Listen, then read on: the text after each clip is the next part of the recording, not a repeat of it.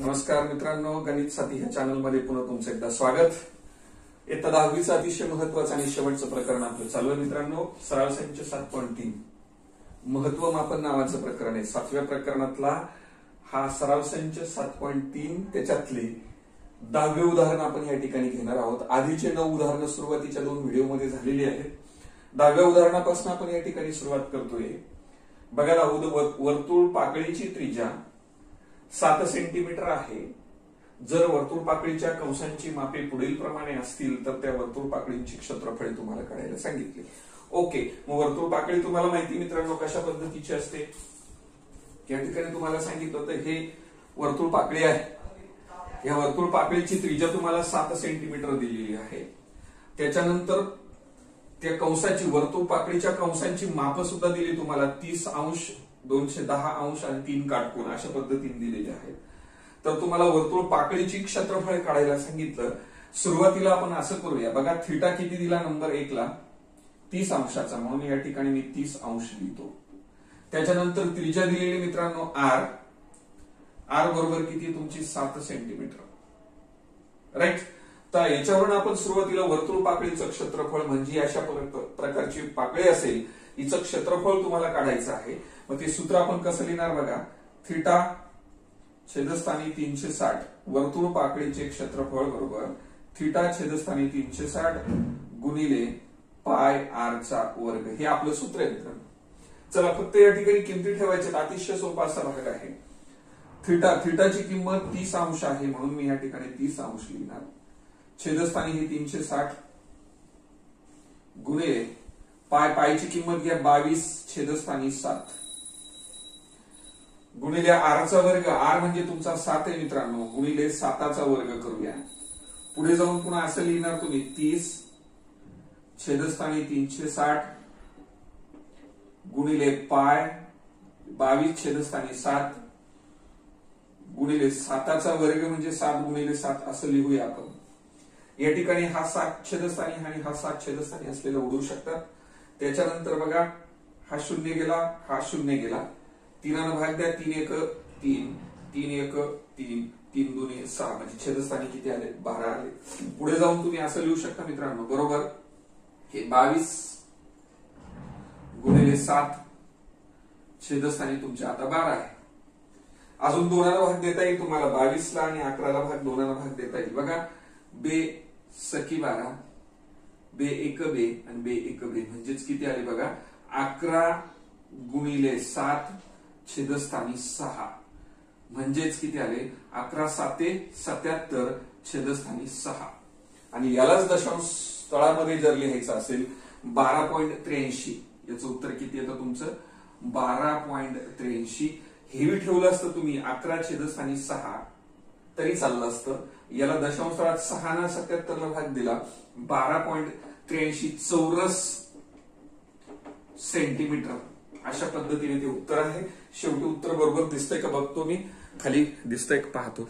Okay, काही अडचण नाही, दिसत आहे तुम्हाला। पहिली वर्तुळ पाकळी आली 12.83 चौरस सेंटीमीटर क्षेत्रफळाची। दुसरी वर्तुळ पाकळी बघा, आता दुसऱ्या वर्तुळ पाकळीसाठी कोण दिलाय 210 म्हणून थीटा तुमचा 210 अंश असेल मित्रांनो। त्याचबरोबर त्रिज्या 7च आहे, 7 सेंटीमीटरची त्रिज्या जशीच्या तशी। आता जसं क्षेत्रफळाचं सूत्र लिहिलं तसं क्षेत्रफळाचं सूत्र लिहितो, थीटा छेदस्थानी 360 गुणिले पाय आर चा वर्ग, हे सूत्र आहे आपलं, बरोबर। पहा थीटाची किंमत 210 छेदस्थानी 360 गुणिले पायची किंमत 22 छेदस्थानी 7 गुणिले आर, आर ची किंमत 7 आहे, 7 चा वर्ग। ओके, मग सारखा हा 0 कटावला, हा 0 कटावला, वरती उरले समजा 21 छेदस्थानी 36। ओके, हे 22 छेदस्थानी 7, हे 7 चा वर्ग म्हणजे 7 गुणिले 7। याच्यात हा 7 आणि हा 7 उडून द्या, अजून 3 भाग जाऊ शकतो, 3 7 21, नंतर हे 3 1 3 आणि 3 2 6, राईट। अजून 2 भाग जाईल, पुढे जातो बघा, हे 7 जसेच तसे, हे 22 गुणिले पुन्हा तुमचे 7 छेदस्थानी 12 आहे मित्रांनो. अजून सुद्धा भाग जाता येतो बघा, दोनात भाग देता येईल आपल्याला या ठिकाणी आणि या ठिकाणी. बे सखी 12, बे एक बे आणि बे एक बे 11 आले. पहा मग आता पुढे जाऊन 7 7 49 गुणिले तुमचे हे 11 छेदस्थानी 6 यांचा गुणाकार पुन्हा करू शकता तुम्ही.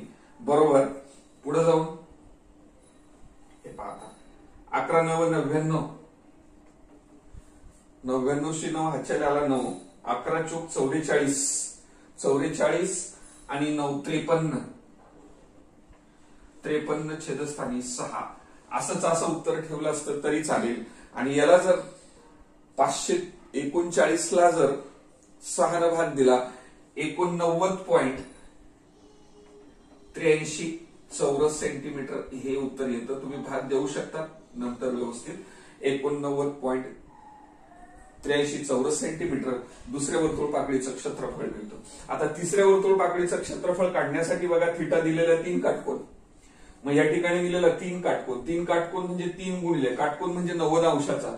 मग 3ला 90 गुणावं लागेल नाही का. एक काटकोन म्हणजे 90 अंश, तर 3 काटकोन मिळून किती झाले 270 अंश. आणि तुमचा आर तर तुम्हाला माहिती नेहमीच. मग वर्तुळ पाकळीचे क्षेत्रफळ पुन्हा थिटा छेदस्थानी 360 गुणिले पाय आर चा वर्ग. हे सूत्र कॉमन आहे, प्रत्येक ठिकाणी आपण ते सूत्र लिहिलं बघा.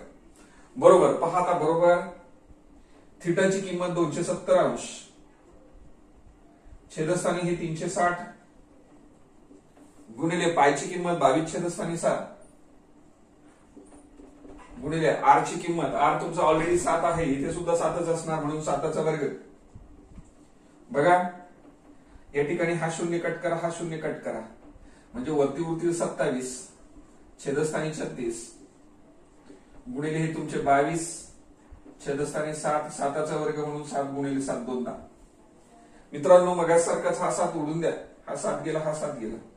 आता इथे भाग जाऊ शकतो. 9च्या पाड्यात 27 आहे, 9च्या पाड्यात 36 सुद्धा आहे. 9 त्रिक 27 आणि 9 चोक 36 म्हणजेच काय तयार झाले पुढे बघा. हे 3 गुणिले 22 गुणिले तुमचे पुन्हा 7 छेदस्थानी 4 आहे. पुन्हा भाग जाईल दोनाने. बे 2 4, बे एक बे, बे एक बे म्हणजे किती झाले हे 7 त्रिक 21 किंवा 77. हे 3 जसेच तसे. हे 11 7 77 छेदस्थानी 2. ओके. काय केलं हे 3 जसेच तसे 11 7 77 छेदस्थानी 2. आता याचा याचा गुणाकार पुन्हा करू शकतात बघा.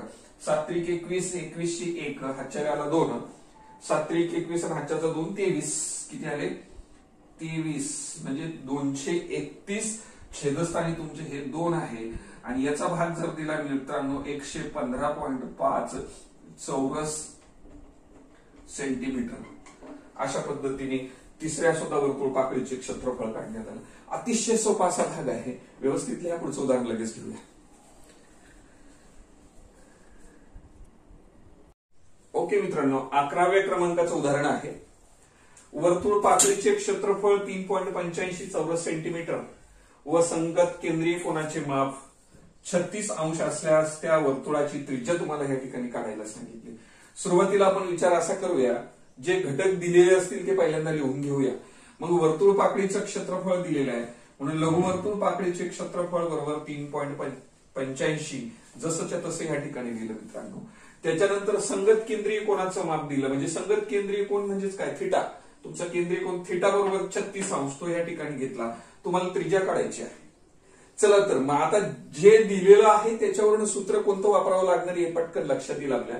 वर्तुळ पाकळीच्या क्षेत्रफळाचं सूत्र वापरावं लागणार आहे. ते सूत्र आहे तुमचं थिटा छेदस्थानी 360 गुणिले पाय आर चा वर्ग. ओके. मग आता लघुवर्तुळ पाकळीचे क्षेत्रफळ दिलेलं आहे 3.85. मग आपण डाव्या बाजूला लिहिणार 3.85 बरोबर. थिटा आहे मित्रांनो 36 छेदस्थानी तुमचे हे 360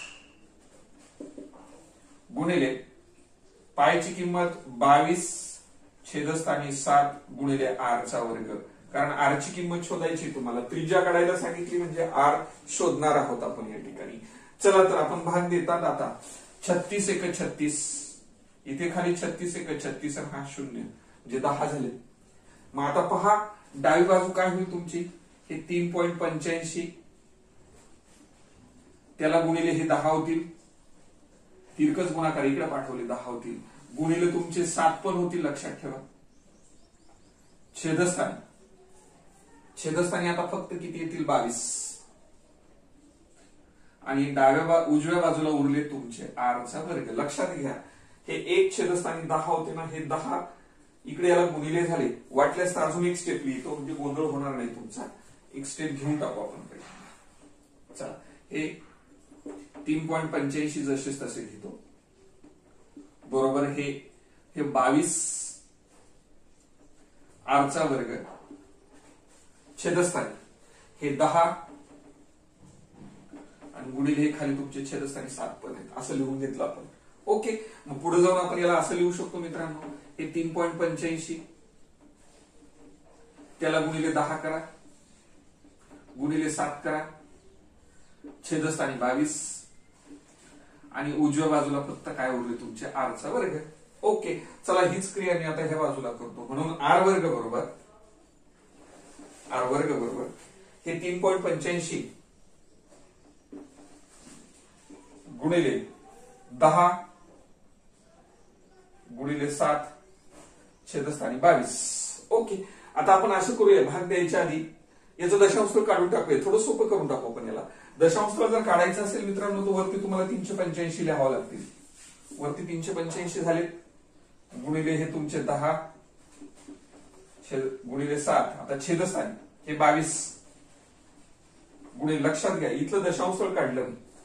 दशांश स्थळानंतर उजव्या बाजूला 2 अंक आहेत म्हणजे 100% आपल्याला वरती आपण 100 न गुणलं तसंच छेदस्थानी सुद्धा 100 न गुणायचं, म्हणून मी या ठिकाणी 100 घेणार. लक्षात घ्या काहीच केलं नाही, दशांश स्थळ काढल्यामुळे हे 385 लिहिले, खाली छेदस्थानी 100 घेतलं. ओके. 100 ना अंशाला आणि छेदाला गुणला असा त्याचा अर्थ झाला. ओके. चला तर या ठिकाणी तुमचा हा 0 उडवता येईल, तुम्हाला हा 0 उडवता येईल. थोडं सोपं करून सांगतोय.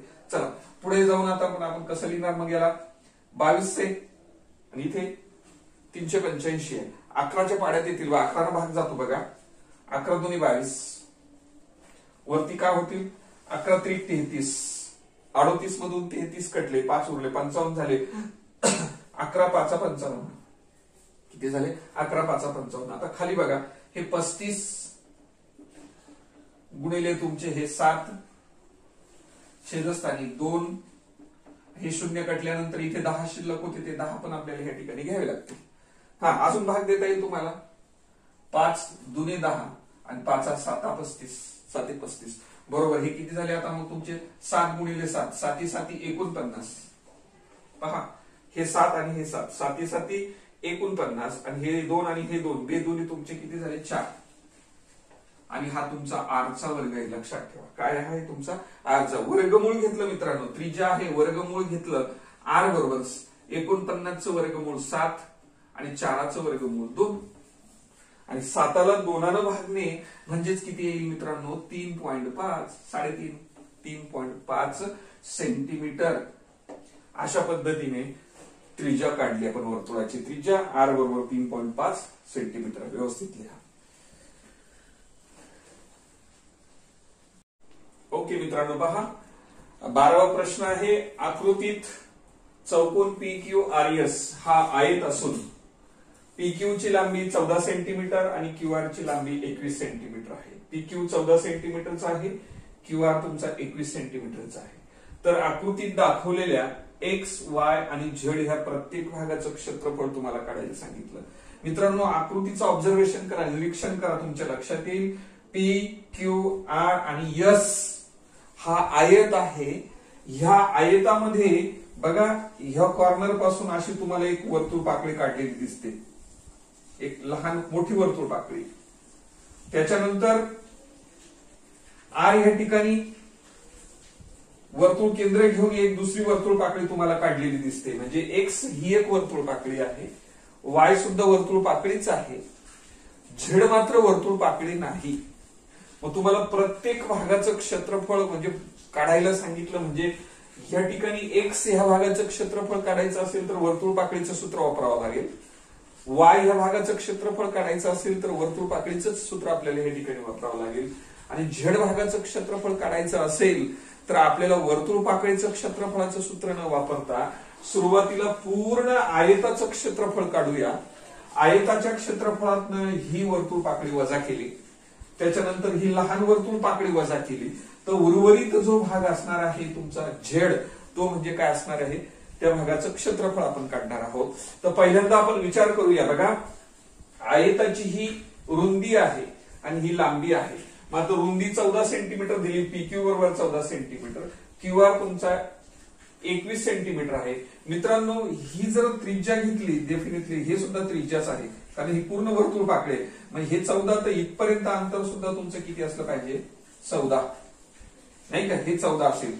तिथून बघा पुढच्या याची त्रिज्या, ही त्रिज्या जर आपण विचारात घेतली दुसऱ्या वर्तुळ पाकळीची, हे पूर्ण अंतर तुमचे 21, हे ते 21 आहे. 21 पैकी हे 14 असेल तर डेफिनेटली उरलेले हे अंतर तुमचं 7 सेंटीमीटरचं असलं पाहिजे. मग मोठ्या वर्तुळ पाकळीची त्रिज्या 14 सेंटीमीटर आणि लहान वर्तुळ पाकळीची त्रिज्या 7 सेंटीमीटर. 7 आणि 14 दोन्ही मिळून 21 होतात, कारण क्यूआर ची लांबी तुमची 21 दिलेली आहे. समजलं तुम्हाला? ओके. आता ही वर्तुळ पाकळी, ह्या वर्तुळ पाकळीत आता हा इथं असलेला कोन, केंद्रीय कोन, हा प्रत्येक कोन बघा, आयताचे 4ही कोन काटकोन असतात. मग 4 कोन काटकोन म्हणजेच हा 90, हा 90, हा 90, हा 90. म्हणजे पहिल्या वर्तुळ पाकळीसाठी केंद्रीय कोन थिटा बरोबर आपल्याला 90 घ्यावा लागेल. दुसऱ्या वर्तुळ पाकळीसाठी केंद्रीय कोन थिटा बरोबर 90 घ्यावा लागेल. कळतंय तुम्हाला मी काय सांगतो? 90 घेण्याचं कारण काय इथे? कारण हे आयत आहे, पी क्यू आर एस आयत आहे, ना आयताचे प्रत्येक कोन काटकोन असतो. आणि म्हणून बघा, थिटा बरोबर आपण किती घेणार, 90 अंश. त्याचबरोबर आर, पहिल्यासाठीचा आर, ह्या वर्तुळ पाकळीसाठीचा आर 14 सेंटीमीटर, म्हणून या ठिकाणी आपण 14 सेंटीमीटर लिहिणार. आपण कोणाचं क्षेत्रफळ काढतो? एक्स भागाचे क्षेत्रफळ. एक्स हा जो भाग आहे, ह्या भागाचं क्षेत्रफळ, ती वर्तुळा पाकळी आहे, म्हणून वर्तुळ पाकळीचं क्षेत्रफळ बरोबर सूत्र असतं मित्रांनो, थिटा छेदस्थानी 360 गुणिले पाय आर चा वर्ग. हे क्षेत्रफळाचं सूत्र आहे. किंमत ठेवणार बरोबर. आता थिटाच्या जागेवर 90 अंश लिहिले मित्रांनो, छेदस्थानी हे तुमचे 360 गुणिले पायची किंमत 22 छेदस्थानी 7 गुणिले आरचा वर्ग. आरचा वर्ग म्हणजे त्रिज्येचा वर्ग, म्हणून त्रिज्या 14 गुणिले 14 मी असं लिहितो, दोनदा लिहितो वर्ग असल्यामुळे. ओके. चला आता भाग देऊ शकता तुम्ही. इथूनच 9 1 9 9 चौक 36, हा 0 0 पण कटला. नंतर 7 1 7 7 2 14. बघा मग आता उरलेत किती ते लिहूया आपण या ठिकाणी. हे 22, नंतर हे 14, नंतर हे तुमचे 2, राईट. छेदस्थानी किती मित्रांनो? 4.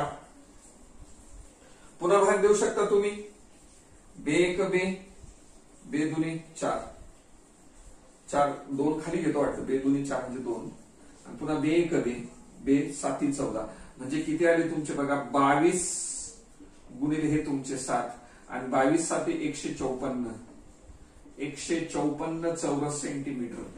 कोणाचं क्षेत्रफळ आलं? एक्स ह्या भागाचं क्षेत्रफळ आलं तुमचं, आहे की नाही? त्याच वेळेस आता वाय भागाचं क्षेत्रफळ काढण्यासाठी जाऊ. म्हणजे ही सुद्धा वर्तुळ पाकळीचे, वाय भाग म्हणजे वर्तुळ पाकळी. मग हिची त्रिज्या किती आहे मित्रांनो सांगा बरं. या ठिकाणी पहिल्यांदा थिटा घेऊया. कोण थिटा? इथे सुद्धा 90 अंश. नंतर त्रिज्या आर बरोबर किती घेणार या ठिकाणी? 7 सेंटीमीटर. लक्षात घ्या.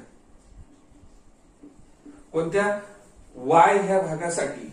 आणि वर्तुळ पाकळीचं क्षेत्रफळाचं सूत्र, कारण ती सुद्धा वर्तुळ पाकळी आहे, म्हणून बरोबर थिटा छेदस्थानी 360 गुणिले पाय आर चा वर्ग. अशा पद्धतीचं आपलं सूत्र आहे. चला मागासारखेच किमती ठेवूया. थिटाची किंमत 90 आहे. छेदस्थानी हे 360 जशीच्या तसे, गुणिले पायची किंमत 22 छेदस्थानी 7. आर तुमचा 7 आहे मित्रांनो. 7 गुणिले 7, 7चा वर्ग असल्यामुळे 7 गुणिले 7. भाग देऊ शकतात. 7 गेला, हा 7 गेला, 7 1 7. नंतर हे 9 1 9 9 चौक 36, आहे की. पहा मग आता भाग दिल्यानंतर काय उरलं तुमचं खाली बघा. हे 22 हे 7, छेदस्थानी हे तुमचे 4. ओके, अजून दोनाला भाग जाईल. बे दुने 4, बे एक बे, बे एक बे, म्हणजेच किती उरले 11 गुणिले 7 छेदस्थानी 2. 11 7 77, 77 छेदस्थानी 2. याला सुद्धा अजून भाग देऊ शकता मित्रांनो. बघा हा भाग दिला तर काय होईल तुमचे बेत्रिक 6, 1 उरला, 17 झाले. बे 8 16, 1 उरला, 10 झाले आणि हे 5, म्हणजे 38.50 चौरस सेंटीमीटर आहे की नाही. 77 ला 2 आणि भाग दिला तर 38.50 चौरस सेंटीमीटर. ओके, तुमचा एक्स भागाचं क्षेत्रफळ झालं, वाय भागाचं क्षेत्रफळ झालं. तुम्हाला झेड भाग काढायचा आहे. त्याच्या आधी तुम्हाला पूर्ण आयताचं क्षेत्रफळ पहिल्यांदा काढावं लागेल मित्रांनो. आयताच्या क्षेत्रफळातनं एक्स भाग वजा केला, ही पाकळी काढून घेतली, त्याच्यानंतर ही पाकळी वजा केली, तर उर्वरित भाग तुमचा झेड असेल, आहे की नाही. म्हणून सुरुवातीला मी ह्या ठिकाणी एरिया असं लिहिलं. क्षेत्रफळ कोणाचं PQRS. PQRS ह्या चौकोनाचे क्षेत्रफळ, तो आयत आहे आणि म्हणून आयताच्या क्षेत्रफळाचं सूत्र आहे लांबी गुणिले रुंदी. ओके, मग याची लांबी QR आणि रुंदी तुमची PQ. बघा QR ची किंमत किती दिली तुमची 21 आणि PQ तुमचा 14 आहे. ओके, यांचा गुणाकार करायचा अतिशय सोपा असा भाग मित्रांनो. 14 1 14, 14 4 हातच्या आला 1, 14 2 28 आणि हातच्याचा 1 29, 29 चौरस सेंटीमीटर. कोणाचं क्षेत्रफळ आलं? या पूर्ण आयताचं क्षेत्रफळ. मग या आयताच्या क्षेत्रफळातून एक्स भाग आणि वाय भाग जर वजा केला तर झेड भागाचं क्षेत्रफळ आपल्याला मिळेल. तोपर्यंत तुम्ही एवढं लिहा, लगेच पुढे आपण घेऊया, त्याला कंटिन्यू करू. ओके मित्रांनो, बघा चौकोनाचं क्षेत्रफळ काढून झालं. चौकोन कोणत्या प्रकार होता? आयताचं, म्हणजे 294 चौरस सेंटीमीटर हे या आयताचं क्षेत्रफळ. आता उरलं तुमचा फक्त झेड भाग. मग झेड भागाचं क्षेत्रफळ काढायचं. म्हणून बघा झेड भागाचे क्षेत्रफळ बरोबर हा पूर्ण आयत, त्या आयतातनं ही एक पाकळी वजा करायची, एक्स पाकळी आणि वाय पाकळी. म्हणून मी लिहिताना काय लिहिलं? आयताचे क्षेत्रफळ वजा एक्स अधिक वाय, म्हणजे एक्स भाग अधिक वाय भाग दोन्ही वजा करायचे, बरोबर. मग आयताचे क्षेत्रफळ ते काय लिहिलं आपण? एरिया. कोणाचं? चौकोन PQRS, त्याचं क्षेत्रफळ वजा तुमचे एक्स अधिक वाय जशीच्या तशी. बघा मग हा याचं क्षेत्रफळ इथं लिहिलं किती? 294 वजा कंसामध्ये एक्स. एक्स भागाचं क्षेत्रफळ आठवा तुम्ही आधी सांगितलेलं होतं, किती काढलं आपण त्या ठिकाणी? 154. पहिल्यालाच काढलं आपण सुरुवातीला 154 अधिक वाय भागाचं क्षेत्रफळ काढलं होतं ते 38.5 आहे. पहा मित्रांनो, ते पण 38.5 बरोबर. हे 294 वजा, आता यांची बेरीज करूया. बघा हे 0.5 जशीच्या तसे, हे 8 आणि 4 12, 2 हातच्याला आला 1, हे 3 आणि 5 8 आणि 1 हातच्याचा 9 आणि हा 1, म्हणजे 192.5. 294 मधून 192.5 वजा करायचे. बघा 294 वजा 192.5, हे 5 वजा करे कॅरी 1 झाला, हे 4 2 आणि 1 3 झाले, 4 म्हणजे हा 1 आला, हा 0 आणि हा 1, म्हणजेच किती आली तुमची वजाबाकी? 101.50 चौरस सेंटीमीटर. 101.50 चौरस सेंटीमीटर. कोणत्या भागाचं? झेड भागाचं क्षेत्रफळ. अशा पद्धतीने तीनही भागाचं क्षेत्रफळ मित्रांनो आपण या ठिकाणी काढलं. शेवटचा प्रॉब्लेम आहे पुढचा, चला घेऊया लगेच.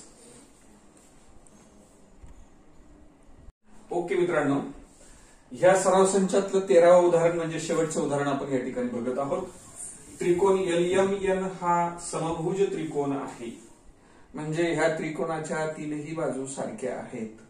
LM 14 सेंटीमीटर, म्हणजे ही LM तुमची 14 सेंटीमीटर, तर उर्वरित सर्व बाजू 14 सेंटीमीटर असल्या पाहिजेत, कारण त्रिकोण कोणता आहे? समभुज त्रिकोण आहे. नंतर त्रिकोणाच्या प्रत्येक शिरोबिंदू केंद्रबिंदू मानून 7 सेंटीमीटर त्रिज्या घेऊन आकृतीत दाखवल्याप्रमाणे 3 वर्तुळ पाकळ्या काढल्या. मित्रांनो, आता हा समजा यल हा शिरोबिंदू आहे. यल हा शिरोबिंदू केंद्रबिंदू मानून एक वर्तुळ पाकळी काढली. यम हा शिरोबिंदू मानून हा एक वर्तुळ पाकळी.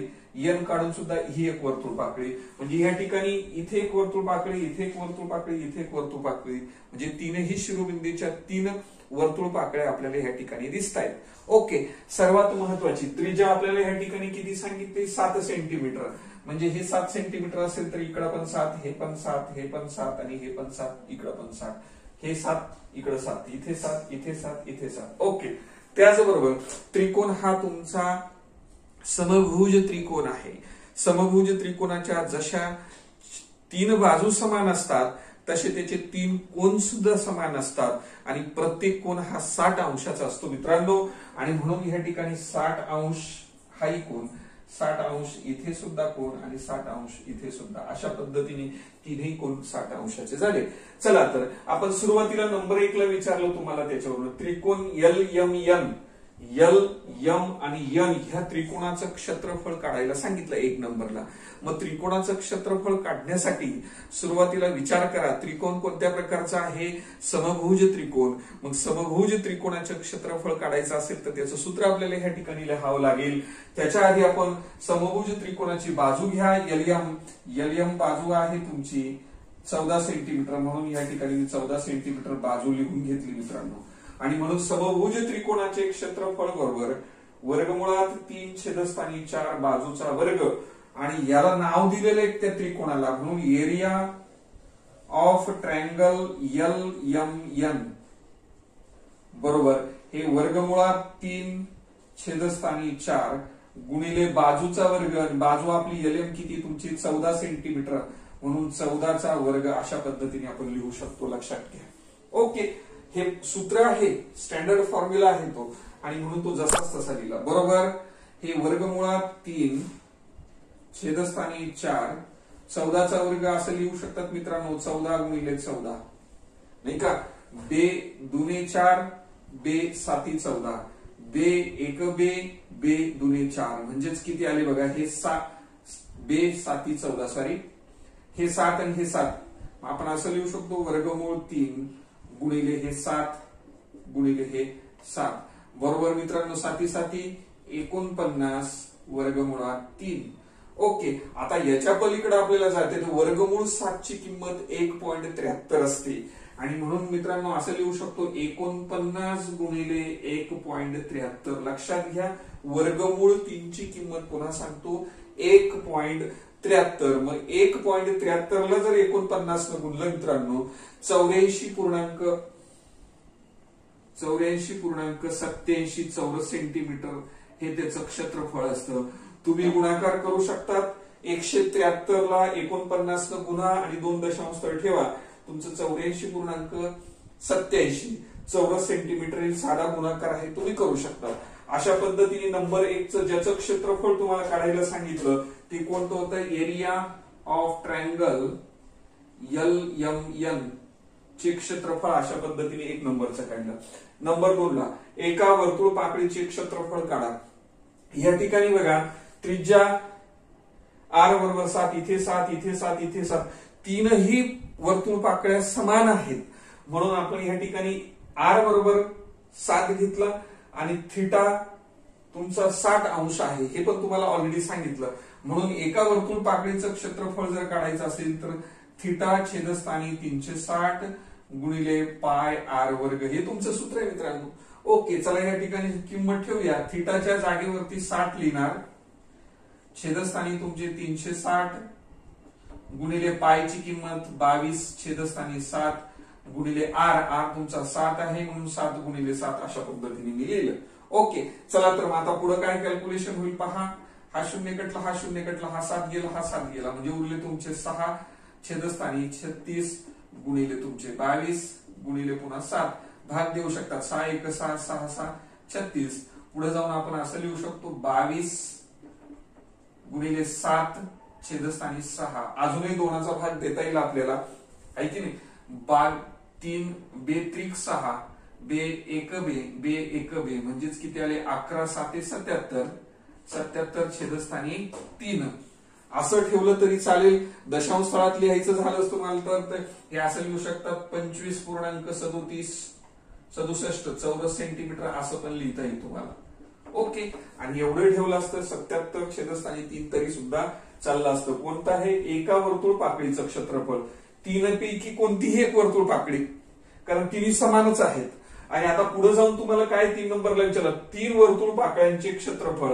मग इथं 3 वर्तुळ पाकळ्यांचे क्षेत्रफळ जर काढायचं असेल तर हे 3 गुणिले एका वर्तुळ पाकळीचं क्षेत्रफळ 3 पट केलं. आता हे जे काढलं आपण याच्या 3 पट केलं की 3 इंच मिळणार आपल्याला. म्हणून मी लिहिताना काय लिहिलं 3 गुणिले एका वर्तुळ पाकळीचे क्षेत्रफळ. बघा मग हे 3 गुणिले एका वर्तुळ पाकळीचं क्षेत्रफळ किती मित्रांनो? 77 छेदस्थानी 3. मग आपण इथे लिहू शकतात 77 छेदस्थानी 3. हा 3 कटला, हा 3 कटला, म्हणजेच उत्तर किती आलं तुमचं? 77 चौरस सेंटीमीटर. किती आलं? 77 चौरस सेंटीमीटर. हे 3 वर्तुळ पाकळींचं आहे. एकीचं होतं 77 छेदस्थानी 3. मग 3चं काढायचं म्हणजे 3 त्याला गुणलं आपण, म्हणजे 3 हे 3 तुमचे कटले, उरले किती? 77. मग 3 इंच किती आलं? 77 चौरस सेंटीमीटर.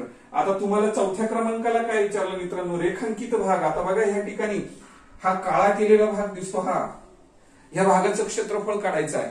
तर काय कराल मित्रांनो? बघा हा जो पूर्ण त्रिकोण आहे ना, ह्या त्रिकोणातून ही वर्तुळ पाकळी काढून घेतली, ही एक वर्तुळ पाकळी काढली, वरची वर्तुळ पाकळी जर वजा केली तर आपल्याला फक्त काय होणार? रेखांकित भाग मिळणार.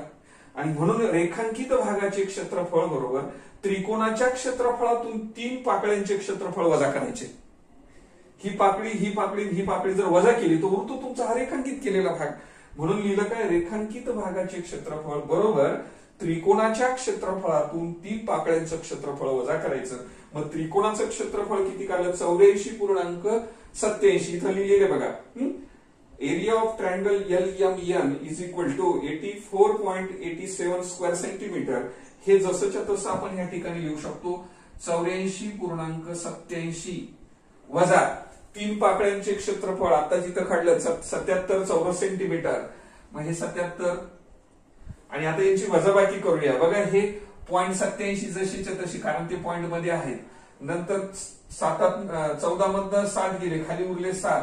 आजच्याला एकाच 8 आड गेला 0, म्हणजे किती आले? 7.87 चौरस सेंटीमीटर. हे रेखांकित भागाचे क्षेत्रफळ. अशा पद्धतीने अतिशय सोपा असा भाग होता मित्रांनो. या ठिकाणी आपण थांबणार आहोत. हा सराव संच इथे संपला आपला. तर जर तुम्हाला हा व्हिडिओ आवडला असेल तर लाईक करा आणि चॅनलचा सबस्क्राईब करायला विसरू नका. धन्यवाद.